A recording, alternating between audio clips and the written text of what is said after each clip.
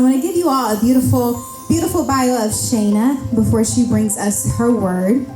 Shana Lachey, she is a woman of faith, wife and mother, passionate about living with intention and purpose. She's a successful real estate professional, entrepreneur, and certified spiritual life coach who is dedicated to helping others grow spiritually for both one's personal and professional journeys. As the host of the Shana Lachey Show, which I will say I was a guest on her show and it's so much fun. What a beautiful, beautiful podcast episode. She creates meaningful conversations that inspire perseverance, faith, and transformation. Shana is known for her ability to connect, uplift, and empower others to walk boldly in who God has called them to be. So, without further ado, let's please receive Shana Lachey as she comes up to give us a beautiful word.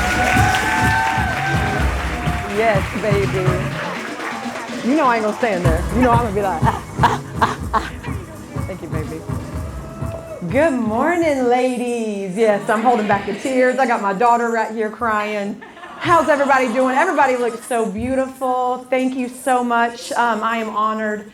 And, I am just praying what God showed me comes out of me the way that He showed it to me, that it makes sense for everyone. So good morning, and don't leave me hanging up here, because if you have said you are fine and you've not been fine, raise your hand. Yes. If you've stayed when you know you shouldn't have stayed. Yes. That is a simplistic way of settling, but nonetheless, you settled. Because something in you told you wasn't fine, you shouldn't have stayed, you should have gone, what all the things that it tells us. And who is that? That's the Spirit. When you are longing and feeling something, that is the Spirit telling you to move. I want to show you what God broke down to me of how we are not called to settle, and how it is tied to the very last thing that Jesus said, the very last act that He stated. In John 19:30, His last word was tetelestai, which means it is finished. It is done. Now I'm going to go back to the settle definition. It is to pay a debt, per Google, per Webster. That is a definition of settle, to pay a debt. But yet, God decided Jesus' last word was going to pay for the debt. So how are we settling and going against the very last act that God decided was going to be His word? He then bowed His head and He let His Spirit go, ascended to heaven. And when I was reading this, and reading the definitions, and settling mean obviously so many different things. But the overall of what God and as believers is He paid the way. So we cannot, the Spirit will not let us be fine when we're not fine, because it goes against the very last act. So as I was reading and sitting in my car for 4 hours, y'all, yesterday, while my baby girl was hanging with friends, and I was just praying that what He was showing me would come through. The word ascend is opposite of settling. That is to rise. That is to reach a new level, a new rank. There is no way we can settle if we truly believe of what the last word was. And so He showed me a little action of ascend.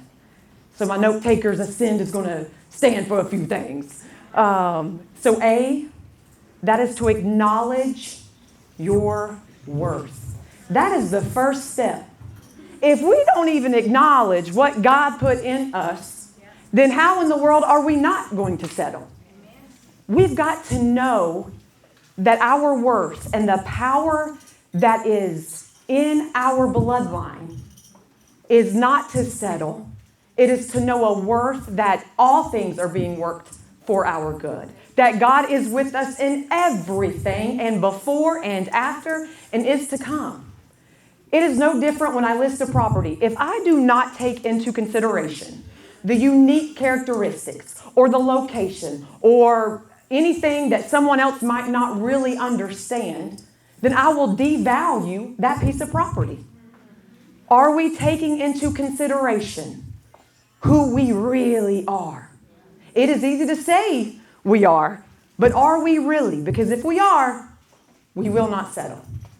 We have to acknowledge our worth. S, separate. God showed me this so clearly. How many green thumbs we got in here? Anybody? Okay, a few. Yes, I'm a green thumb too, Mama. Yes.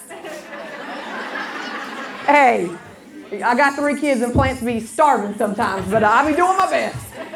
And of course, the theme with all these flowers, for those that's not, which is the majority of this room, only one hand went up. A flower, it will stop producing blooms.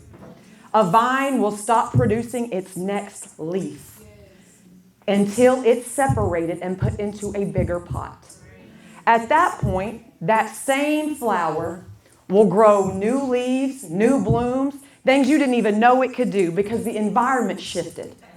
God is calling us to separate ourselves. It is a bold act to separate from what's comfortable, what your family line has told you is normal.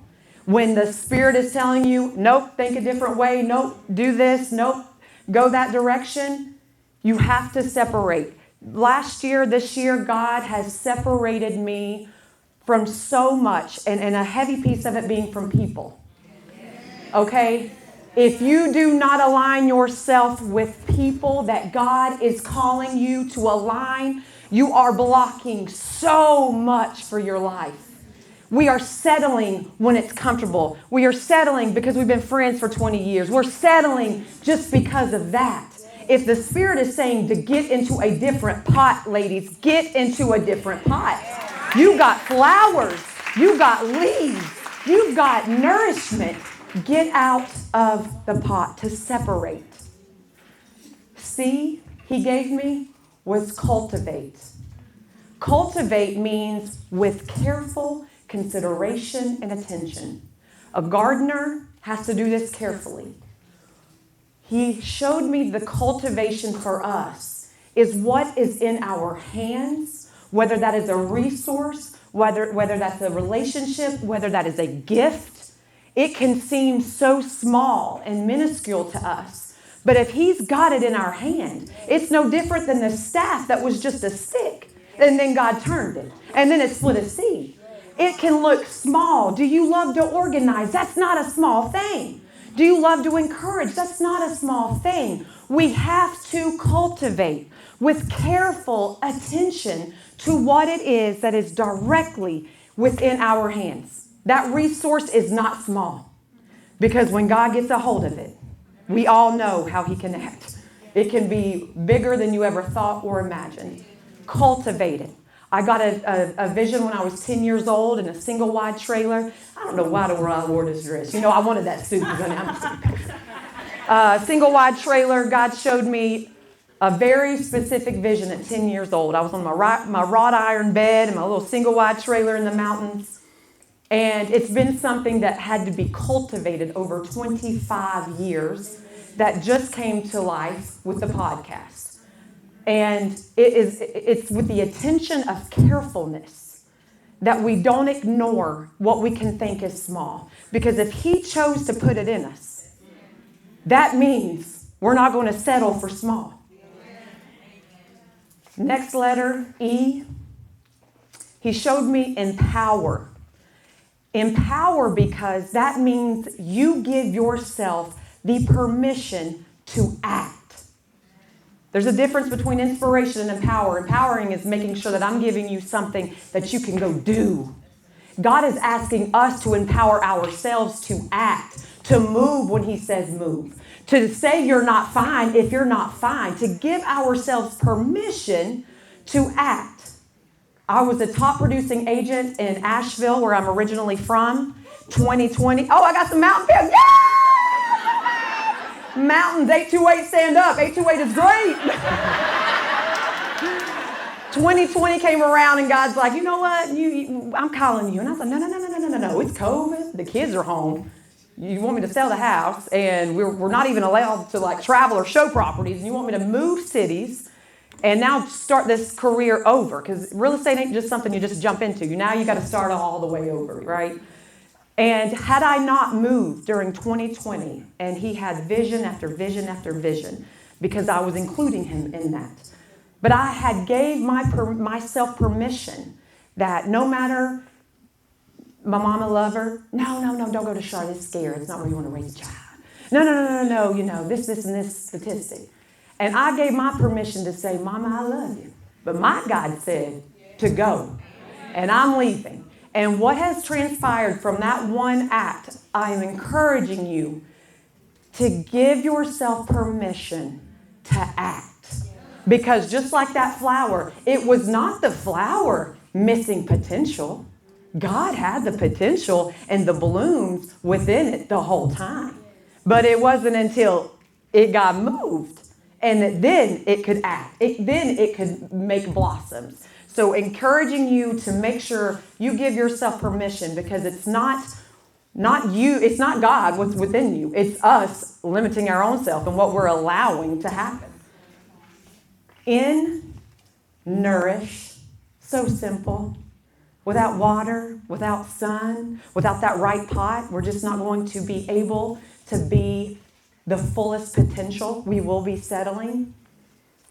But not only that, as women, I'm a mother of 3. It is hard to find time to nourish myself. And he specifically showed me yesterday of how many of us are settling because we're not taking enough quiet time to be with him. We're not getting barefooted and grounded, if anybody does that, because I'm from the mountains, I'm a little crazy, But honestly, getting out in nature because of the healing power of nature. But a lot of us are starving, and he showed me starving spirits settle. Nourished spirits rise. Because even if you're going through a hard time, and I could, I ain't got too much time, but I could give a lot of testimonies. But it was more of like, I want my people to walk away with some to-do things to think about. And if we are starving for him, that's when we're typically settling, right?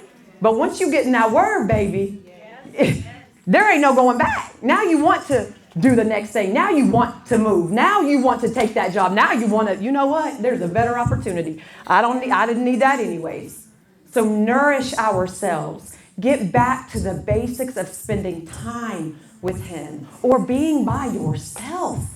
There's so many ways we can nourish ourselves as women, and it's really hard. But I just think the more that we are able to do that, our spirit will not allow ourselves to settle because we're nourished. The last word is D for dedicated decisions. And I put dedicated because dedicated means you are committed. You are committed to a person. You are committed to a cause. You're committed to the plan. But a commitment without, how do I want to say this? I don't know, just a commitment, the dedicated. So you have to first know that you are on the brink of being dedicated to God. That's followed by decision. So if you're dedicated, these decisions got to align with what you're dedicated with. If we're dedicated to God, we're dedicated to understanding the truth, the power that's within us, then our decisions have to align because we're dedicated. Just a decision is a decision. They all have a different story, a different way of what's going to be in the future because of one decision. They all have an outcome. But if we can get back to being dedicated with that one decision that seems small to see how God uses it to change, if we stay dedicated and then make a decision, we will absolutely be on a different platform of not settling. Ladies, that is a sin. I am encouraging you to ask yourselves, and something else that hit my spirit is, in the mornings, God, get in my head before I do. Because I wake up 4 a.m., 3 lunches to pack, 3, worship music going. But if I don't intentionally get him in my head before I do, I will for sure be settling in some sort for the day.